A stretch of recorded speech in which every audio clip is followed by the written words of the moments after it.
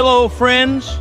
Welcome to the Dirty Politics Show with your host, the Right Honorable Gentleman, name of Aladdin and Pirate. A lot is happening in this crazy world, and they're going to help y'all make heads from tales of it all. Now on to the show.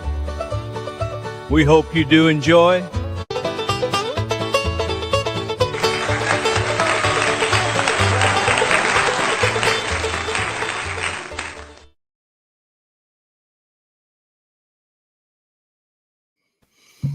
Hello, America.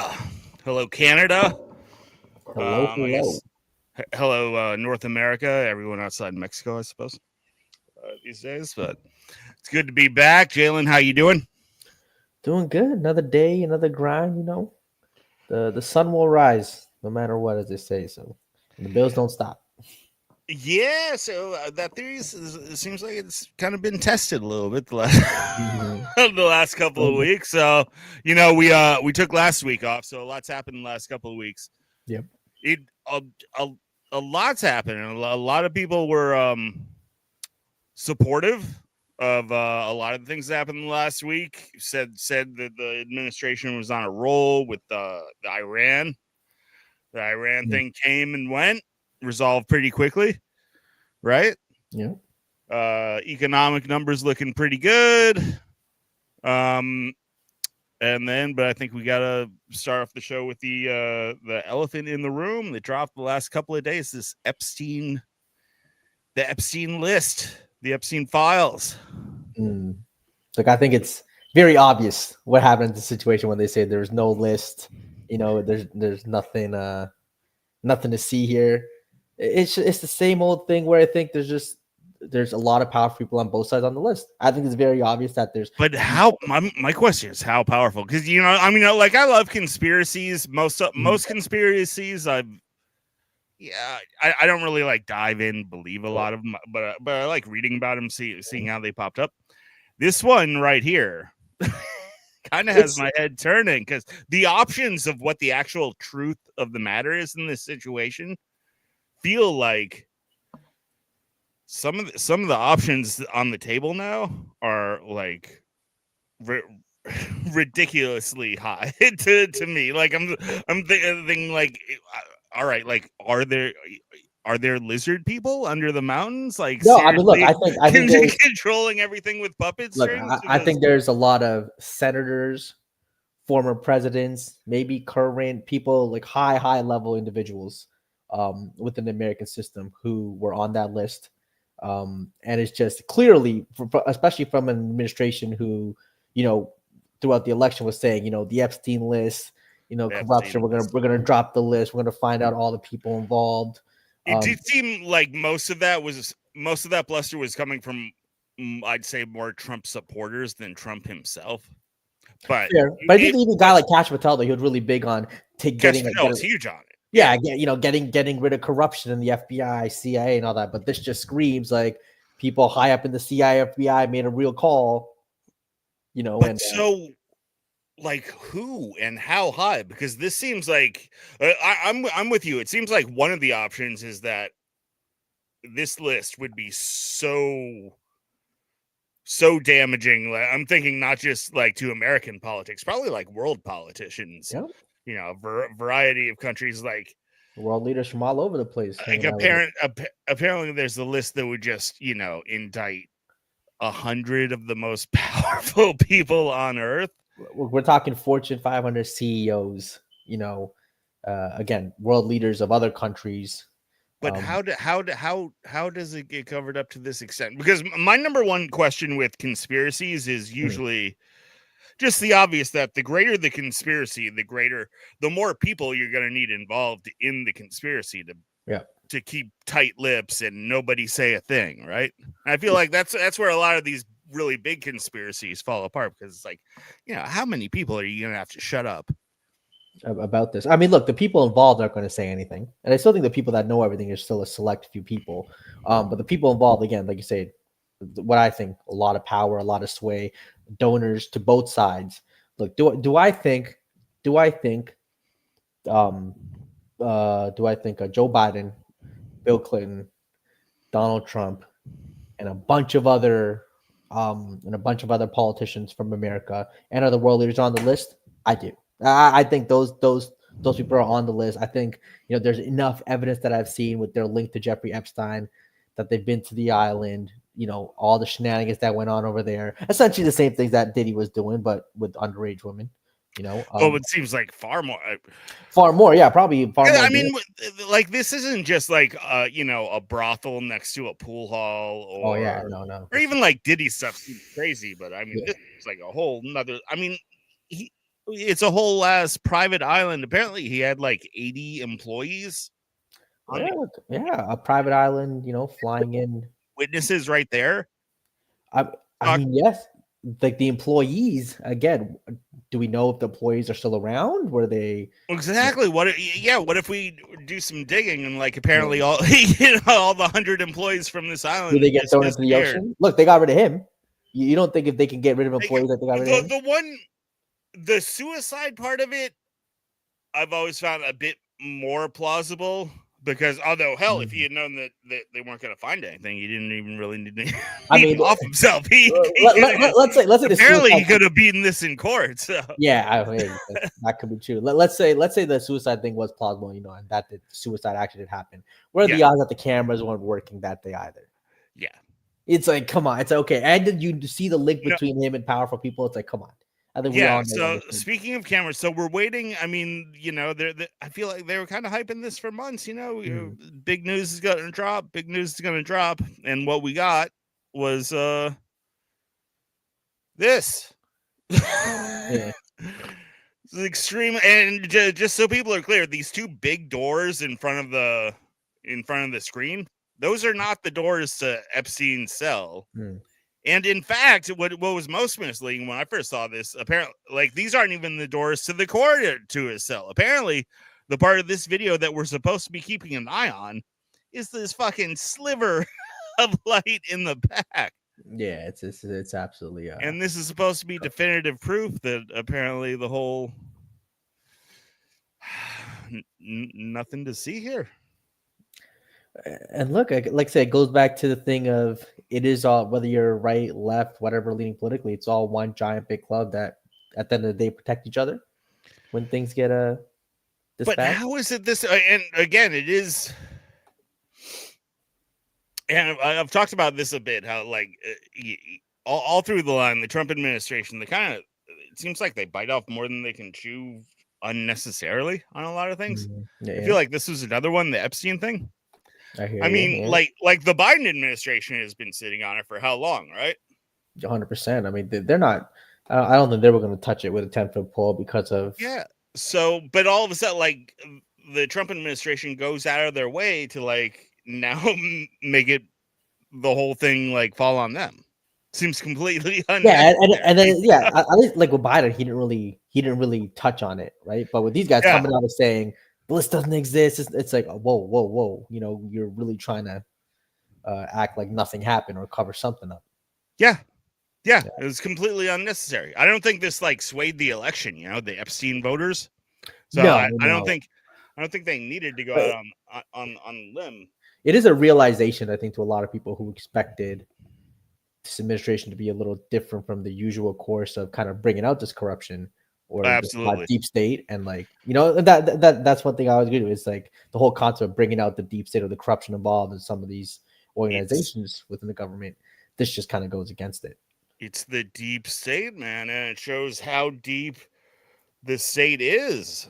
It got me thinking like, it's like, man, is this gonna, well, it's kind of why I kind of support the politics I do, where I just want a simpler government, where this situation right here, like, who the fuck is pulling the strings on this? Like, where is,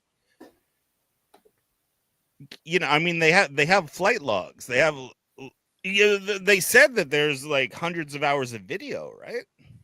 Apparently these videos would have people on them. And again, it's not just some random like brothel. No. In the hood. Like it seems like every single client, it seems like every single face on any of those videos, you'd probably be able to identify really easily. We know there's like a rich, famous person flying off it's been established there are videos of a lot of wealthy, powerful people, committing acts which wouldn't bring them in the brightest light. And those videos in 2025 haven't surfaced, which is pretty crazy because it seems like a lot of videos seem to leak these days of everything. So yeah, so Pam Bondi, and people are pissed. Just to be clear, this is the first thing I've seen this whole administration where, like virtually everybody, even like the most diehard Trump supporters around, are pissed. Everyone's pissed, because this was a well, yeah, let's just hear a little bit from, and then I feel like Trump himself has taken a major L in his response. Jeffrey Epstein, it left some lingering mysteries. One of the biggest ones is whether he ever worked for a American or foreign intelligence agency. The former labor secretary, who was Miami U.S. Attorney Alex Costa, he allegedly said that he did work for an intelligence agency. So could you resolve whether or not he did? And also, could you say why there was a minute missing from the jailhouse tape on the night of the Yeah, sure. If Hey, I Pam, could, could I just interrupt for Sure. 1 second? Are you still talking about Jeffrey Epstein? This guy's been talked about for years. You're asking, we have Texas, we have this, we have all of the things. And are people still talking about this guy, this creep? That is unbelievable. I feel like that's probably the most tone deaf thing I've heard from Trump, who who is not immune to saying a lot of tone deaf things. like, I just think he I think he might have a little bit of there might be something against him there that he doesn't want to bring to light, so he's kind of quick to turn it down here. In the files now, I've thought that before too. It definitely doesn't seem. I mean, look, but what I was thinking was, if that was true, I feel like there's no way in hell the Biden administration would have let something. No, but say the Clintons in it too, though. So you mean? can't if I feel like the Biden administration would have thrown Clinton under the bus in a heartbeat if they also could have gotten Trump.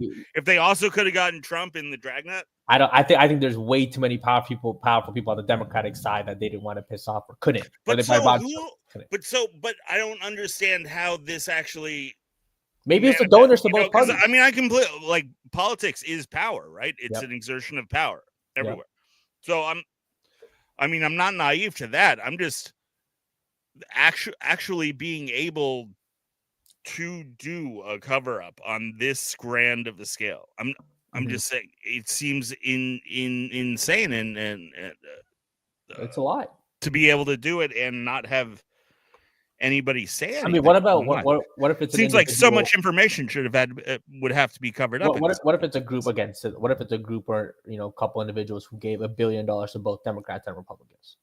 I don't think that would be enough to keep that's what I'm saying. Like, but so who controls this data? Like, so it went through the FBI, right?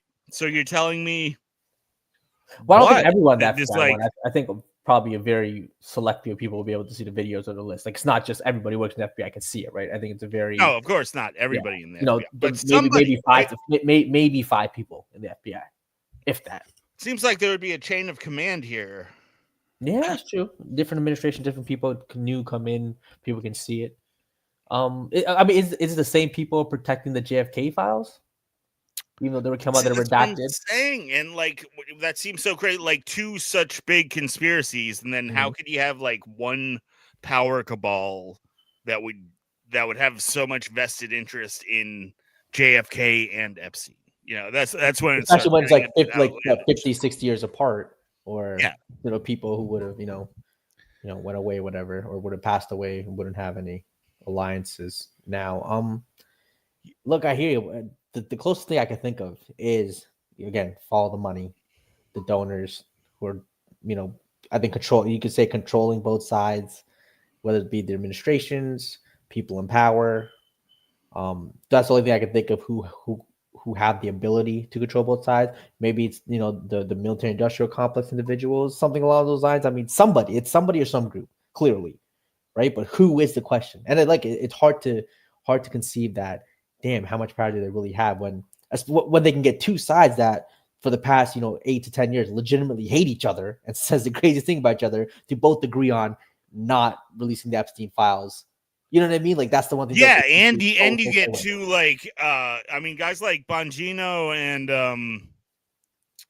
and Cash who are like so vocal before they get in their position. 100%. And then once they do, and then they come out and they say the things that they've said, and then they put out this like quick memo. It's like a page or two that they expect the entire world just to like take.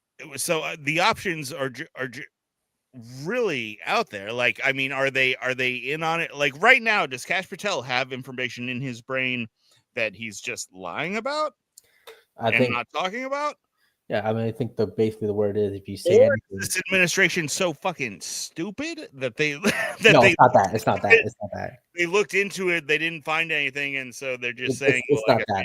Find anything? For me, when I see Cash's, and Bongino's faces, it just screams like they know something's up, but their life's in danger if they say anything.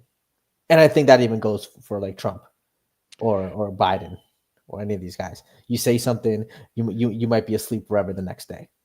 But that's what I'm saying. This isn't like so this isn't like 1920s Chicago where like Al Capone just has an iron. Yeah, it's not like Stalinistic Russia. That's what I'm saying.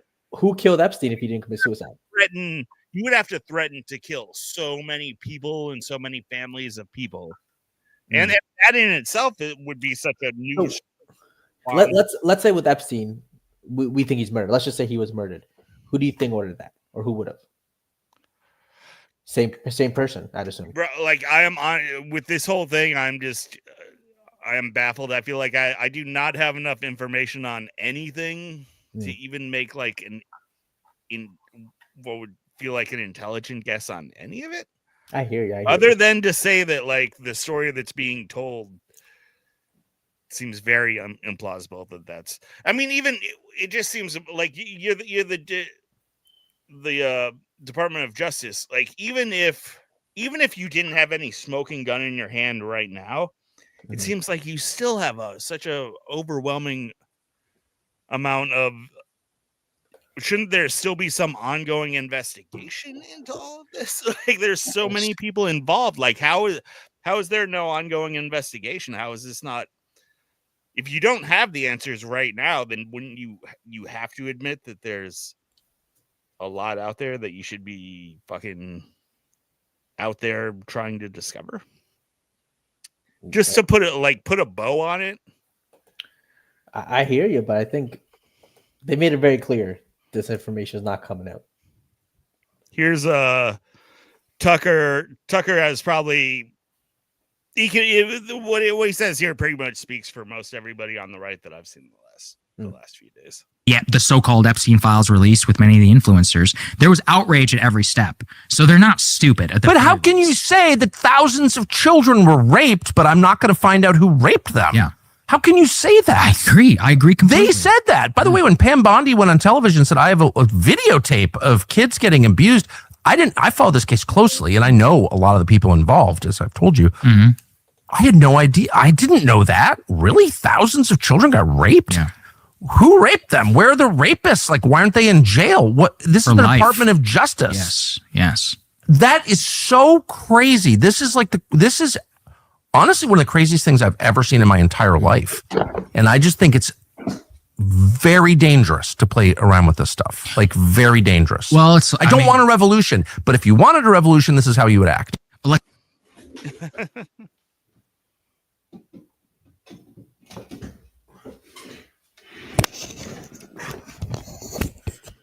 So yeah, I don't want a revolution, but if you wanted a revolution, this is how you would act. It's awesome. Yeah, I hate to. Tucker's making all the sense here. He's speaking all the facts. This is the biggest L of the administration in my scorebook by far.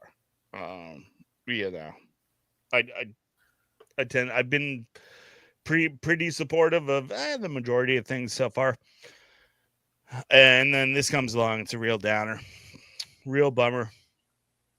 I hear you. I mean, it's just, I think it is eye-opening to every American on both sides that, again, there is a machine or a uniparty in a sense that will protect each other over the interests of the people. Yeah, and I'm just more frustrated with. I mean, I hear that. I hear the whole uniparty thing. I hear the the cabal, the lizard people behind the scenes. I just wish I had more information to. And this just seems so frustrating to where it seems like there won't be any.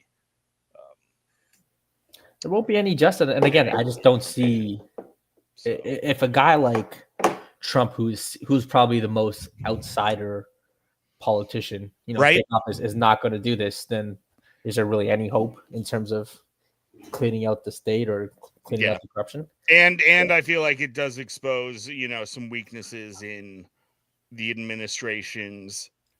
I mean, you could say, makeup, professionalism, ability to read the room, a lot of things that people would, all the Trump haters out there who, would see this kind of incompetence in pretty much everything that's happened thus far. This just goes against the brand of the whole Trump thing. Like, whether you like him or not, I disagree with him on a lot of things. The one thing is, again, he was an outsider coming in to, change the way Washington worked, or rip out the corruption and all that. And this just kind of seems like same old game. Yeah. Yeah, it's disappointing. I guess the P. Diddy thing also happened. I really wasn't following that too much at all. Did you have any thoughts on? Yeah, I mean, basically, from what we can wrap up all the pedo stuff in one segment. I mean, the thing with Diddy's one, he basically just had the imagine if LeBron James and Michael Jordan and Kobe and Wilt, Bill Russell all played on one team. That was his lawyers, right? He built the most expensive, legendary team of lawyers you possibly. Yeah, that seems more straightforward, right? That's exactly. Rich man goes to court and exactly, and a lot of the things, once the facts came out, was, again, a lot of the things he did were crazy, were wrong. A lot of those things, but a lot of it was in a way consensual. Like, right, that's one of the things. That's one of the things I picked up. It seemed like the PD stuff. Although, I mean, I'm sure it was extremely sketchy. Yeah. That's more understandable. Where I could understand, a rich media guy. Somebody offering you, a couple $100K a month to just be with him and do whatever he says. There are a lot of women out there who will consensually go along with. I do think, again, with some of the things he will get. He might get some prison time, but he might just get like probation. Oh yeah, he does have some sentencing coming up. Yeah, he got convicted for a couple of the counts. Yeah, so he'll probably just get like a leg monitor or something. He didn't get bail, so they still kept him in. He didn't get any early release or bail. Oh really? Yeah, he didn't. Yeah, the judge denied him that. So it's interesting to see. Yeah. Well, another news deal. Like I said, it's post 4th of July. When 4th of July used to be one of my favorite holidays when I was a kid. Go out and eat the corn dogs and watch the fireworks. It seems like it's been kind of much more politically divided the last few years. A lot of protests. And did you see anything with this the sweep of, what was it, was Montgomery Park in LA? Did you see that whole thing? What they do? No. What they pretty much like swept this park in downtown LA, like, a bunch of ice on horse and showed up at the park, swept through, and then the mayor comes out and says, "Get out of my town." And Gavin Newsom comes out and says, "This fascism. This is a park where little kids play." And to be honest, it's a shithole park. This is not like a little park where little kids. Last year, they had 83 fatal overdoses in the park in 1 year. I will say the idea of U.S. military vehicles on American soil doing this is what's the word for it? I don't want to say excessive, but it's interesting because usually using military on or dispatching military on American soil target situations within that area is like a bigger deal or seen as sometimes it could be overreach of power, or you know what I mean. Like it is supposed to be a big deal, right? Yeah, sure. Yeah. And again, when it comes Um, to the immigration thing, at the same time, it's the extent to which these sanctuary cities, I feel like, are so impeding. The federal government has jurisdiction over immigration, right?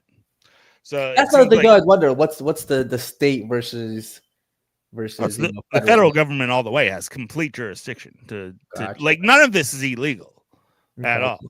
Yeah. Even if they weren't a sanctuary city, I mean, if the federal government decided that they needed to do this, then they could go ahead and do that. But then when you combine the fact that, hey man, like the majority of illegal immigrants in America are obviously they're going to gravitate towards sanctuary cities, right? I mean, what else Yep. do you do? Yep. So then you've got a city protecting. So I have seen a couple of profiling issues though. Like they are going to people with more brownish skin tones and asking, "Are you a citizen?" I'm like, people, you was walking around asking people, "Are you a citizen?" It is a little weird. Or what I think problematic. I mean, you can be you should if you hey look if they want to walk around and ask everyone that, I get it. But if you're specifically targeting people who all happen to look a certain way, it's problematic. And I mean that just screams discrimination. Yeah. Yeah, I mean that is a crazy thing. Like, Yeah, and even if you know that if most of the even illegals that's the there thing. are It's thing, like even if you know that, you can't. I think acting on that like still on some discrimination. of this stuff doesn't seem like just like extremely inefficient not to not to profile if you like. Look, factually that may be correct, but there is a constitution, there is laws, right? And I think again, there could be people in this country who are with white skin, with darker skin, lighter skin, whatever, who could be here legally. Without a doubt, I'm sure there's people here from Slovenia or Sweden that are illegal. There's probably a couple, right? I But think I obviously, saw something like I think there are like 700,000 Europeans overstaying their visas or something like that. oh wow, that's actually be the number that I expected. But I mean, for 300 Might be like 500,000, but yeah. I mean it's something. Yeah, for it's sure something. So yeah, exactly. So I do think again that's problematic, and I wonder how the courts would rule on that.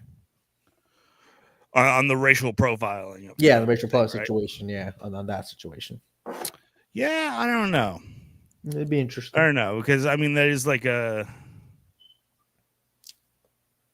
well, but it seems like a lot of this would just come from like interacting with the. I'm interested in knowing the exact legality of like interacting with ICE officials or like it seems like protests the last few years have gotten very aggressive to where the protesters and the cops are just like nose to nose a lot of the time. Yeah, Right, where it seems like if you were outside of a protest situation, if you were just walking down the street and you just walked up to a cop, right, and like got in his face and kind of did what some of these protesters do during the protest, it seems like that would be illegal. don't get me wrong. If I was some of these cops and some of these people were doing what they did to me, I would just shoot them. I would just have the patience. I think if they're up, if I think they're close enough that they're now you're coming around. I know I've always kind of said there is a certain line, right, with protesting, and if you're an officer, you get too aggressive, and with dealing with cops. 100%, especially 100% with dealing with cops too. There's a certain line. So I mean, you don't come asking or looking for problems, and then you get when you start crying. So I definitely agree with some of that. But the same way, I also think sometimes again, there's always bad apples, and the cops who overreact to certain situations, and I think abuse their power. Kind of go. Yeah, but I think just society would run a lot smoother if you just realize, hey man, the cop has the power. Like if you hit like now is not the time to. But then you get situations like I will say there hasn't been or maybe I haven't kept up that. I feel like there hasn't been a Trayvon situation in a while. Seems like, right? Yeah, right. There seems like there was a point where like every couple weeks or month that there was a situation like that, right? Sadly, where a kid would to me did get wrongfully shot and all that.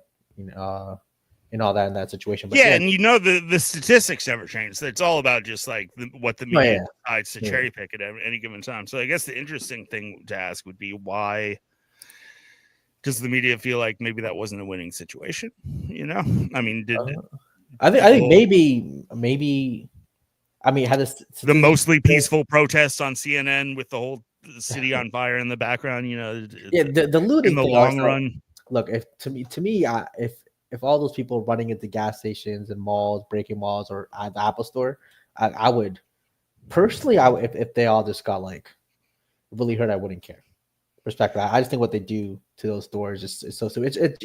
It's always just a bunch of stupid kids being stupid. And I think it is escalating, and I think the protester side is getting more emboldened, and I think the administration side is getting more dug in.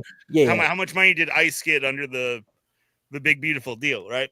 Oh yeah, I think they got their. I will say some protesters do have legitimate right to be angry with the way I think some of these people who have been, like, again, mistakenly taken away, wrong, whatever. I think the way they have been taken, I can understand their anger and why they do that. The looters and stuff, to me, it makes no sense. But some looters are just, looters just idiots. But some of the protesters, I think, do have just cause to be super angry. But I mean, we have to admit the looters are a one side of the issue. I mean, that's a Democrat thing, right? Like, we can all agree. Looting, rioting. Oh yeah, Republicans don't do that.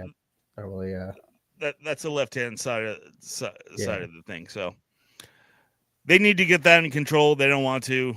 So I think there probably is going to be an escalation of. Well, they said that assaults on ICE agents were up like 800% over last year, which makes sense, right? It makes sense. They're more around. They're doing their thing. Yeah, I was knew where an ICE agent was last year to assault. I've seen some people they're just walking. They're plain clothes, walking around in masks. ICE agents. I'm like that. If I see just a plain clothes guy walking around in a mask come up to me, ask me something, I'm like, that's a little, like, show me a badge, show me, like, you know what I mean? With the cop, you can see. It does, cop, right? You just see a regular side. Imagine they come up to you. A regular guy with a mask on, be like, comes up to you aggressive, asks you or grabs you. Like, my person just swing. Like, someone just randomly grabs me.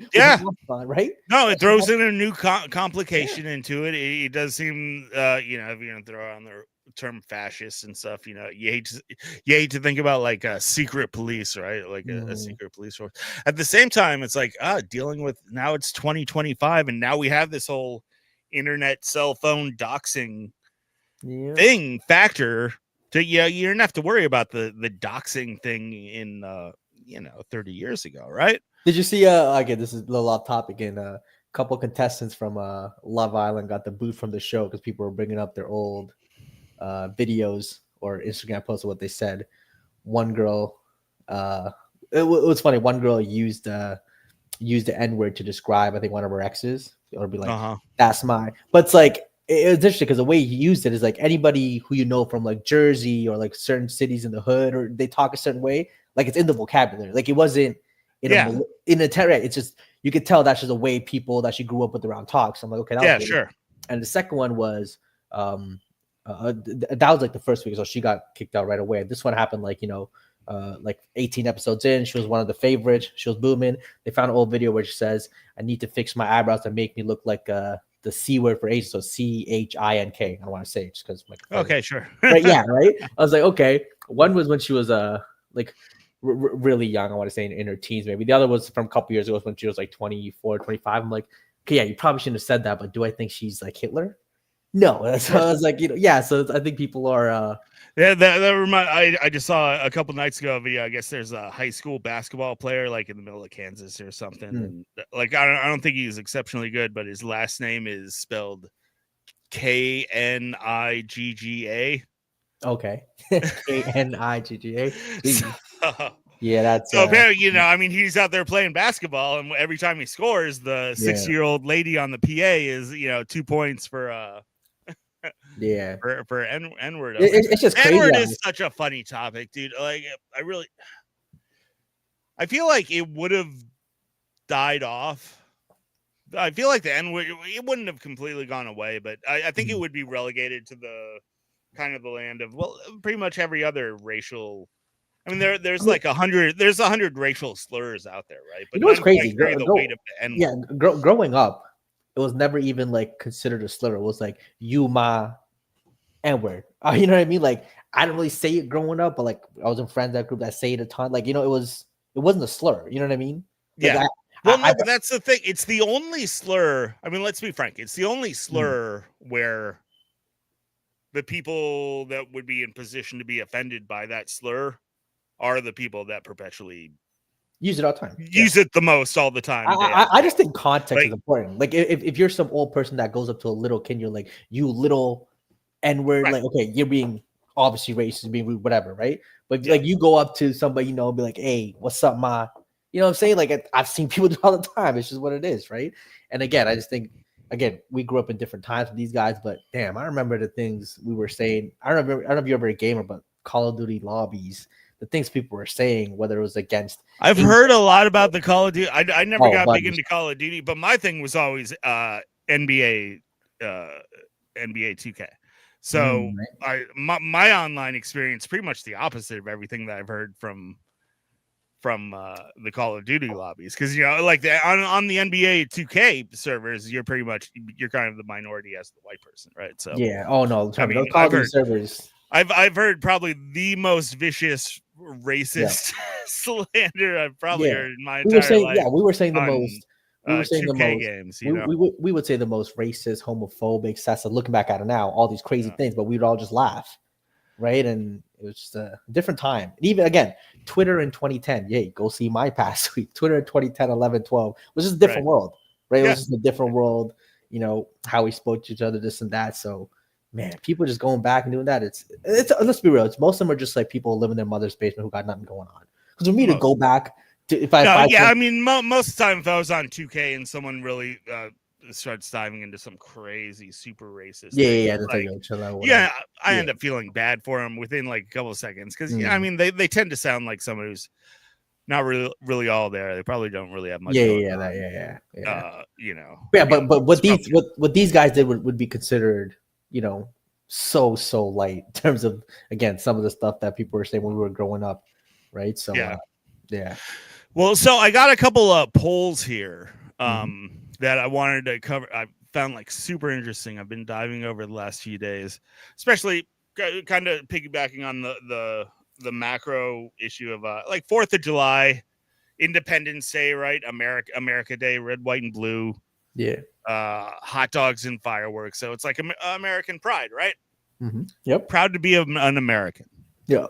Are you proud to be an American? And Gallup has been running the same poll for like the last 25 years to judge, I guess, how patriotic, how proud to be an American Americans are. And this latest one was super interesting. Now, I mean, here, I'll pose this to you. So in 2015, last year of Obama. Yep. If you polled Democrats and Republicans, what would the question is, are you proud to be an American? What do you think the percentage is for Democrats and Republicans in the last year of Obama? Last year of Obama, I would say Democrats would be at 60% and Republicans would be at like 80%. Yeah, you're kind of on. So Democrats were at 80%, and and Republicans were 90%. So okay, Republicans can be patriotic, right? Sounds about. But 80% from Democrats. Now, if we go to the last year of Biden, so 2023, but it goes to show you, like, even so, the last year of Obama's the president. Still, if you ask Republicans, are you proud to be an American? 90% said yeah. If you go to the last year of Biden, it was 68% of, so kind of close to what you said, 68% of Democrats, and again 90% of Republicans. Okay. So go to now that Trump's in office, Republicans, are you proud to be American? 92%. So Republicans pretty much just hover at that 90% mark, no matter what. Yeah, they always, whether they like they like the flag, right? They'll always we like the flag. We like it. But Democrats have dipped down to 35%. 35. That's which that's low, right? That is dangerously low. I mean, look, whether you Thank you, dangerous. yeah, I do think that's a problem I look for as many problems I think America has, and for even with the Epstein thing, like I said, the corruption that exists and them covering up. I promise you, the corruption in countries like Afghanistan, Iran, even in country, my parents back home country of Sri Lanka, so many Cambodia, Ethiopia, like it blows America's corruption out the water in the sense of what goes on there, right? I agree. So yeah, I think people, and again, look, I think there's a lot of reasons why Democrats feel that way. You can say they're unhappy with the administration. You can say the administration is embarrassing, doesn't work for the people, cutting Medicaid, all that. That's fine. I think you have perfectly legitimate grievances for that. But I do think people have this lack of understanding of how fortunate we are for me to be in Canada, you to be in the US, and just kind of first world countries compared to so many of the countries in the world, just out of sheer luck. But that's what I'm interested in. Why do you think it doesn't go the other way? Like as far as just fundamental, the psychological makeup, the difference. I think Democrats, again, especially on this report, maybe are sometimes too critically. What I think Democrats are more critically are they're more critical thinkers in terms of world politics, American politics, and kind of the nuances of what goes on, whether it be oil imperialism, how the American government gets involved in other countries. I think they're more aware of that, and we'll see the pros and cons. You don't tell me you're playing the academic card. No, they care too much. They're too knowledgeable. No, it's look. I'm not saying conservatives are knowledgeable. I'm saying conservatives are willing to look the other way simply because of the love of the country, while the Democrats are more inclined to find the flaws of it. Now, okay, I think that's it's kind of like it's kind of like. Can I say now? I think that kind of shows your maybe a bit of your own personal bias. So, understandably, how you and maybe someone who's more liberal leaning would see it, right? Where maybe someone from on the more conservative side might counter by saying, "Well, it's not that we don't see the evils of the world, right? Mm-hmm. It's not that we wake up in the morning with a more rose-colored glasses view and naive trust in the world. Mm-hmm. It's just the conservative mindset is more that, well, that's to be expected and get on with your life, Yeah, it's kind of like you said, the world ain't fair, Yeah, that mindset. Yeah, it's like how do different people react to the phrase "the world ain't fair"? The liberals are going to be more like maybe sit down and shed a tear over the fact that the world ain't fair. Where a conservative might be more along the lines of no shit, Yeah, I mean, it comes down to I remember that the scene in Hotel Rwanda where the general is having a conversation with the main guy there, and it says, basically talk about, hey, the main guy, the what do you call it, the manager of the hotel is saying, hey, the world is seeing what's happening here, Americans are seeing it, help will come, and general's like, no, it's not going to come, they'll see what's happening. They'll care around the dinner table. They'll feel sad, but they'll flip the channel and just go on with life. Right. Yeah. That's just a reality a lot of times where they do care, like I said, but they'll move on. And so I think that's a reality. And I think that reality of kind of the difference in personalities, liberals see it as uncaring, where you don't care. And conservatives see it more as I care, but I mean, I gotta life has to go on. I got bills to pay. I gotta get to work. But I like you said dangerously low, and I agree, because when you get down to 36%, which is again, if you're looking at this graph, it's lower than pretty much any point in history, regardless of who was president, right? Yeah, 36 is that does feel dangerously low. Like how low can it go before you really are like, well, I mean, Trump would talk about the enemy within. The American military now has to be like 80 or 70% conservative, I assume. Like as far as personnel, just the average grunt. Like the average person. Average soldier on the ground. Because even from people I know, people who are more conservative are more inclined to join the military. Yeah, I would say it's definitely. Yeah. I don't know if it's quite that high, because I do know quite a bit of, even just poor maybe liberal people who would join the military. Mhm. But yeah, I'm sure it's a majority. But I think a lot of But- liberal people there are more the Clinton liberals or the early Obama liberals versus what's versus the AOC liberal. So I wanted to combine kind of our thoughts on this the Proud to Be American numbers Mhm. with there have been quite a few other studies that have come out that point to mental health / happiness, Okay. right? Yep.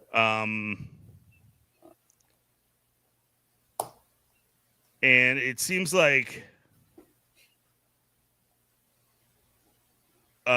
just liberals in general, whether it's because you're a liberal or whether it's or whether that's why you are a liberal in the first place, just are much less happy in general and mentally stable, I guess, if you want to say it, just as far as being diagnosed with mental illnesses and self-reporting,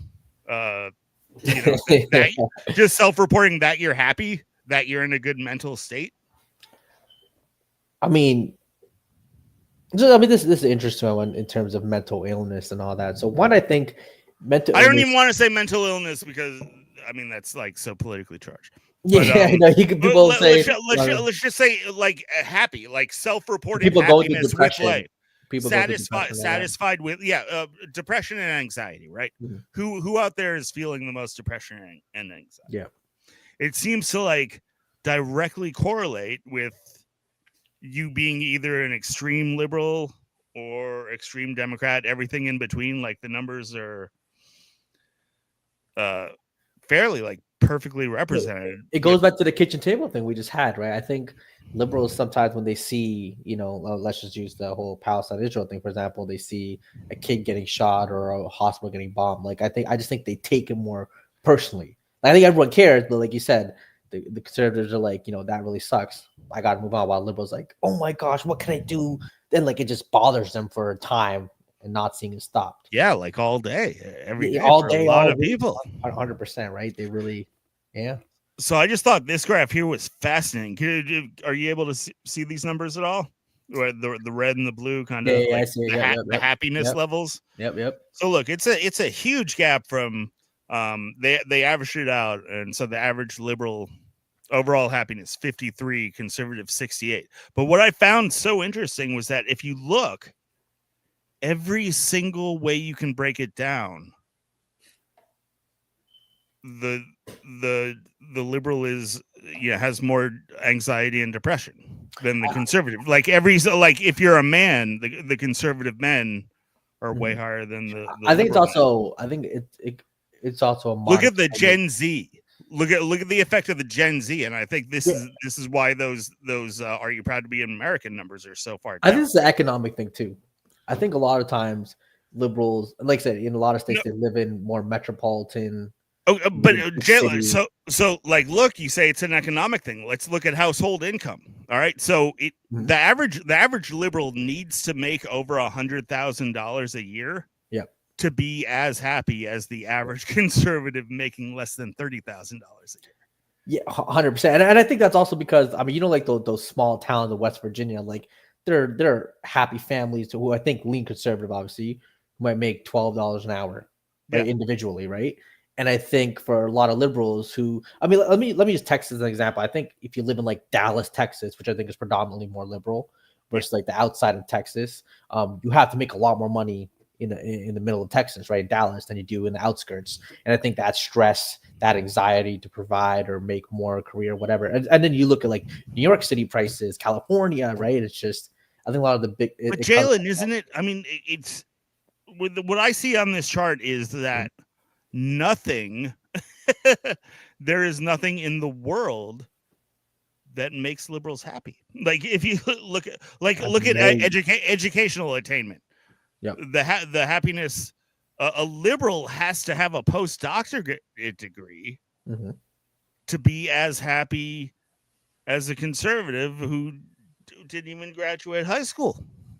Yeah, that just go back to the monetary money thing, right? You're more likely to earn. No, but Okay, with yeah, but I mean, but as the money goes up, the conservatives still get happier the more money they get, right? Like, yeah, I mean that's most people, I think. Yeah, yeah, so everybody gets more happy, but yeah. it's like the threshold set to achieve basic happiness with being a liberal seem. Oh, I found this one super interesting. This was the only divergence of educational attainment with both liberal and conservatives. They get happier with more education they achieve, except for liberals that have attended some college. So I found that interesting because I think that's kind of like the Dunning-Kruger effect, right? Because you're a liberal, you're kind of in this anxious mind. Yep. And then you attend a little bit of college, and that makes you even less happy than you were before you you went there at all. I mean, yeah, I don't know if that's a result of why they dropped out or where it came in, whatever situation happened there. But yeah, I mean, it is interesting to see. But look, it's whether you're straight or gay, whether you're rich or poor, whether you're an atheist, the Gen Z is super unhappy. Yeah, no, that is the liberal Gen Z is like they are by far the. What is it for millennials? Millennials are liberals are 49%, and conservatives are 62%. Okay, so that's relatively close on Gen X. So it gets closer. That's a pretty big gap, 13 points. I mean, yeah, I guess 25% increase. I mean, hey, like I said, liberals just stress, man. You know, we got wars going on. You know, like I said, I think liberals maybe spend a little more time thinking about world hunger and those situations than conservatives might. I think liberals, again, like you say, sometimes they see an issue that's happening across the world. It's just more bothersome to them, and I think this shows it too. And I think you are right that liberals do tend to, well, because you're progressive, you're in like you're in a mindset where it's like you want some systemic solution to these problems, right? Which inherently would have to be pretty complex and attack a lot of things. So liberals kind of have their brain and thinking, oh, how can we work the gears of society to fix this problem? Where I think conservatives tend to be more straightforward, right? Like with the immigration problem, where's everyone's mindset right now? It seems like the conservatives are more like illegal immigration is illegal and the penalty is deportation, and so liberals are more, we don't want to deport the illegal immigrants. Yeah. Liberal side is more, stop breaking up families. There's hardworking people here who just want to make them better for themselves. Yeah, it is two different mentalities for sure. So I do think I mean, I know a lot of liberals too are okay with deportation, whatever of illegals or who they classify as illegals. Yeah, a lot are. Yeah, a lot are. A lot of them, again, I think, do feel something when they see, you see some of these videos of like a mother or father getting ripped away from their family, and it kind of, hurts them emotionally, mentally, whatever the case may be. Tough to see.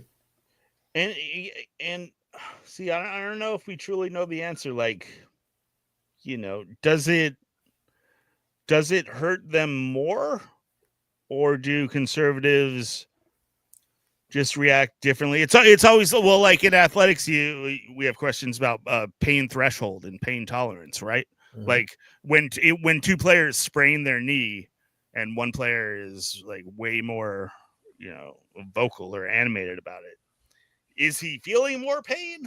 I mean, or does the other guy? Everyone just reacts. Yeah, everyone reacts differently. Everyone's bodies are different. I see what you're saying, though. Some people just react to the same situations differently. Well, whether one's right or wrong, I think that's up for debate. I'm not going to judge someone on how they react to something. That's their opinion. That's their, right to react however they want. But yeah, you could say that somebody's pain tolerance or threshold for compassion could be different. I guess I am kind of in a judgmental just because, well, I'm thinking of it like this. So you got two groups of people. Mm-hmm. One group is satisfied with life, grateful for their position in the world, proud of their country, likes their country. Mm-hmm. The other side is now dipping down to a level where it's like, goddamn, like the vast majority of Democrats are like don't seem to like America, and I think it's an age they thing too. don't like it. I think the age thing too, though. Like if you ask people over the age of 35 or under, I think you'll see vastly different answers, right? Absolutely, in that chart, yeah, the age, the older you get, the happier and the prouder you are with being American. It's really just these liberal Gen Zers. So I wonder what it would be for if it's like versus first generation Americans too versus generational Americans, if that's a difference too. I feel like for first generation Americans, like I would be a first generation Canadian here, right? Yeah. I think it might go both ways. In the sense of a lot of us can be very, proud and feel very fortunate and lucky to be in a position, while others, you could definitely see a sense of, like you said, hate or animosity towards the country because of some of the things they've done. Yeah, I think most like first generation people, like it seems like you went out of your way to come to this new country, right? It's like you gotta see something good in it to No doubt to stay too. go through all that trouble to like relocate yourself, I always say everybody loves, like I said, everyone loves when you look at world issues and all that. People love pointing out the issue, what they think is right and the corruption and all that. But it's ever say, okay, you ready to go suit up and go fight it over there? Yeah, people get real quiet with that. Yeah. I saw another poll on like, would you fight for your country? And I mean, I'm sure you can guess, Yeah, that's good. I just think for the most part, it's a generality. Obviously, there's nuances, but for the most part, I think conservatives are more willing to fight for the flag than liberals. Yeah, so it's almost like I always hated the whole saying "love it or leave it," love it or leave it. But at some point, when you start getting older, it's like I start feeling like, man, if you hate the country that much, I mean, sometimes it could be why like, don't you just go somewhere? Like nobody is. America does not have a gate where you can't leave. You can leave. You can't leave every Like, time. But if sometimes you love that socialism, why don't go live in Vietnam? But sometimes go like I try said, to do it. that hate could come out of love in the sense that they want to see the country do better, right? So that is the type of hate where, Well, that's what they they could always say they say, hate right? it. Like, yeah, They- we love America, but we love what it could be. It could be so much more. So I think a lot of liberals actually do feel that way, but it comes off as we hate what you're To doing. conservatives, that comes off as kind of like, well, like, hey, do you love your car? Like, yeah, I love my car. I mean, it doesn't get the greatest mileage. And It ain't a Ferrari. the steering is shit, and yeah, the heating's busted. But yeah, I love my car. I mean, yeah, I'd trade it in for something better in a heartbeat. But for sure. At some point, like, do you really love your Do you really love your car? Do you really love look, your country? I think 90% of Americans would trade in their car for something better if they could. You're talking about an actual car, not actual for car, the country, right? Yeah, probably. Well, so the big beautiful bill did pass. That it did. Caused some waves. It did. Yep. Yeah. I mean, the truth is, look, from what I've seen, again, I try to read, sides from both sides of the articles. One, look, I have not read the 400 pages of the bill. That's just not something I'm probably ever going to do. 800 pages of the bill. Not something I'm going to do. So obviously, we're going to go to the big points. Right, exactly. When it comes to passing bills like this, again, do I see some problem with it? Whether it be some of the Medicaid stuff, taking money from that, taking away money for some of the social services, things of that nature. I think some people's I don't know if I heard this right, but some pensions or some social security, somebody taken away from there, whatever the case may be. With these bills, you kind of have to wait for a year or two to see the consequences too, right? Like again, with all the problems with the good stuff that they're saying, you have to wait for them to see the action that it takes and how it affects the country. If I look at some of the tax breaks that were given, was it given to the right places? They weren't even tax. I still don't understand. Like, people are talking past each other so much with these tax breaks things because it just extended the tax breaks that are already on the books. So the extension from Donald Trump in 2017, he passed the Tax Jobs Act. This just extends it. So, like, the Democrats have been framing it as a tax break. Like these taxes are lower than they would be if you let the taxes go back to what they were before. Gotcha. I would say I saw one thing where it said, obviously, so yeah, I think people making a ton of money got a big tax break for businesses, but then the overtime tax thing, or I think for tax for work for like for especially for like servers and all that, or some of the overtime pay, it's only up until 2027. What the case would be. Yeah, some of this stuff doesn't even go into effect until 2028. I was Even the stuff that does go into effect earlier, like you said, it's going to take a while to see what the actual effects are. But some of it doesn't even, and then some of it expires in 2028. That's what I'm saying. That they the said taxes that, on tips, I think, expire in 2029. yeah, that's what I'm saying. No, so it's only a 3-year. No, but yeah, basically say the no taxes on overtime, whatever, expires quicker than the no taxes on the wealthy. Essentially, was the argument. Well, the no taxes on the wealthy was temporary and set to expire now, and so that's what happened. They made it permanent. Yeah, but then again, this is all framing, because like the Democrats are always going to say that, right, where the rich benefit more from the tax break.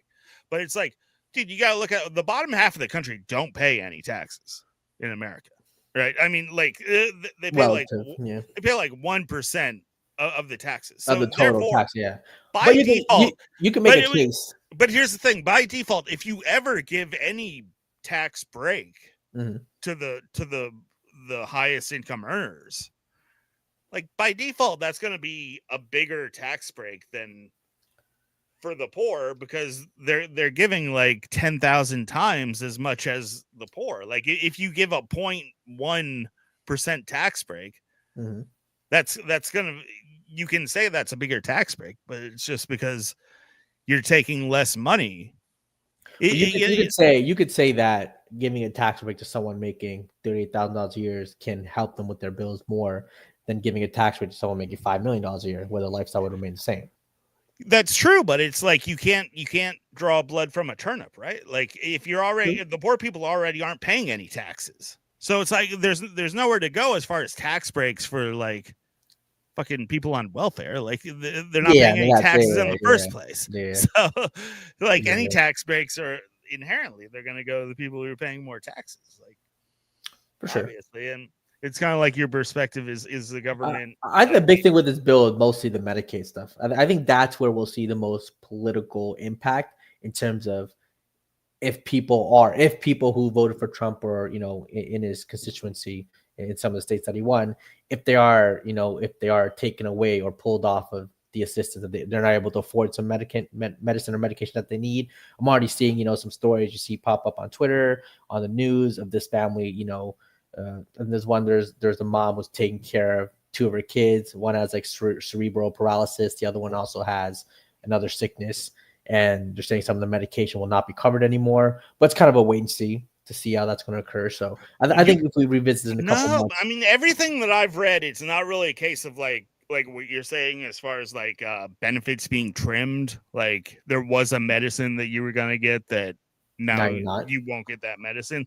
To me, it seems to be more like just the basic requirements for if you qualify for it or not are being strengthened to where now you have to verify every two times a year. So every 6 months you have to verify that you meet the qualifications. And we're just gonna have to wait and see, right? Again, 6 months. And if you're healthy and able, you have to work. You have to either work 20 hours a week, or even you don't even have to work. You don't even have to have a job. You could do 20 hours of community service. No, it's still qualified. You just have to do something. And like essentially this is all stuff that already existed before under Obama and Clinton. This is the way the work requirements were there. A lot of the work requirements were taken away during the passing of Obamacare, because in passing Obamacare, there was this whole segment of people who were in kind of a gray area, right? We're going to be kind of left out of Obamacare. And so to remedy that, Obama basically made it looser and easier to get on Medicare. So this is really more of just like a reversion back to what I think most people Well, here's Scott Besson, the Treasury Secretary, talking about. Let's see what. I'm sure you've seen and heard a lot of the concern, including and especially from Republicans who are the most vocal in Congress, about the fact that those work requirements are going to be very cumbersome to actually prove, and it will inevitably force the people who need that Medicaid coverage off the rolls. Well, first of all, the Republicans are not the most vocal on this. It is a group of Democrats who unfortunately seem to think that poor people are stupid. I don't think poor people are stupid. I think they have agency, and I think to have them register twice a year for these benefits, that it is not a burden. But these people who want to infantilize the poor and those who need these Medicaid benefits are alarmist. Yeah, but my impression of the Republican Party is that historically you've wanted to cut through the red tape and not create more red tape. But I do want to move on because no. But we've also wanted to put in work requirements, which somehow that was very popular under Bill Clinton, was popular under President Obama, and this Democratic Party blew out the deficit in 2020, and they never want to bring it back. But work requirements even poll well with the median Democratic voter, maybe not the fringe. So, yeah, and that's how I remember with the whole welfare reform. I mean, Bill Clinton came along. We've gone through these phases of welfare reform in America, over the last 40 years, and it seems like Democrats, a lot of them, they want you to be able to just get a bunch of money from the government and not have any. I don't think it's that. I think when it comes to especially healthcare in the country, Democrats it just comes out the fundamental belief of healthcare is a human right. A lot of Democrats do believe in universal, universal healthcare, and so it just comes down to that, and that's just something we'll disagree on, right? So those are just two different things. But again, I think most of it, we'll see in a couple months how people react and what actually does happen. Because again, both sides are going to have their stories.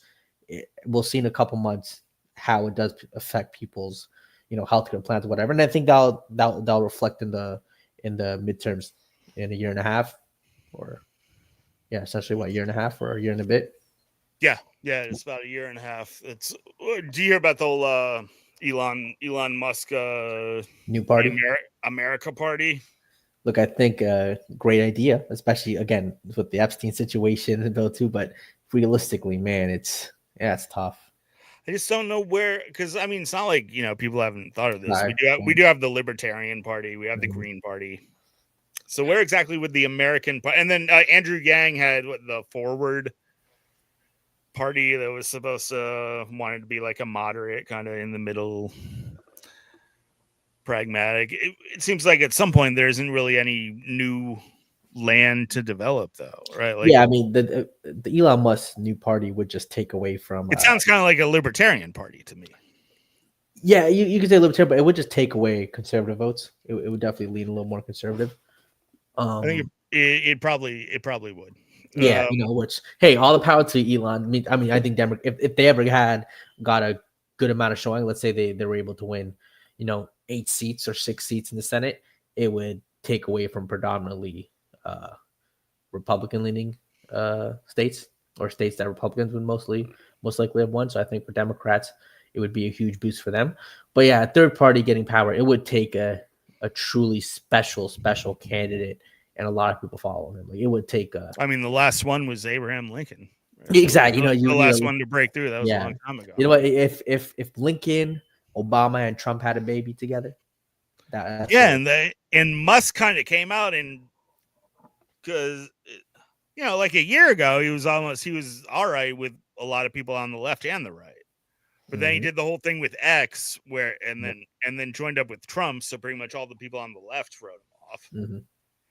And then he gets in the big fight with Trump, so he turns off a lot of people in the right. It just seems like a weird formula to kind of burn all of your political bridges and then form a I think political party. he has enough money to make his own bridges. I'm a big believer in how money plays, how important money can be a factor in politics. And Yeah, I think he has enough money where if he would have to sacrifice a lot with Tesla and his other businesses to really try to put this party. But if he was to invest, let's say, upwards of $50 billion in this party, right. right, like an absurd amount of money, which I mean, technically, I think it would take a lot of money to. would take a lot. Essentially, you're going to be buying seats Yeah. at this point because Essentially, you're overcoming like nobody really giving a shit. yeah, Or, like, you would have to like, outspend them for a while, and then maybe in 6-7 years through natural growth, you can make some legitimate noise. But yeah, the amount of money that would be needed. You would have to strategically, go through all of the congressional races, kind of, I would say, like cherry pick 8 to 10 that really seem to have some kind of weakness that you could exploit. Maybe split like. You know what? I think he would have to focus ways. on he probably had to first focus on maybe 3 to 5 states. For all your regional 3 to 5 states, build a ground base in those states and just kind of go from there. Yeah, maybe do like some city councils. Yeah. Get a couple. I mean, even to get like one congressman would be quite a feat, because I can't even remember the last third party legislator in the federal. I mean, there are a few independents like Bernie, right? But as far as an actual third political party, yeah, I think you'd have to go back to like the 1920s. Yeah, it's tough. The system is powerful. You got to bring down all the people who are keeping Epstein files a secret, right? It's tough ask. I do have to go. Yep. All right. Well, yeah. Good chat. Good talk. Good chat. Good week. Yeah. Crazy stuff. I really hate.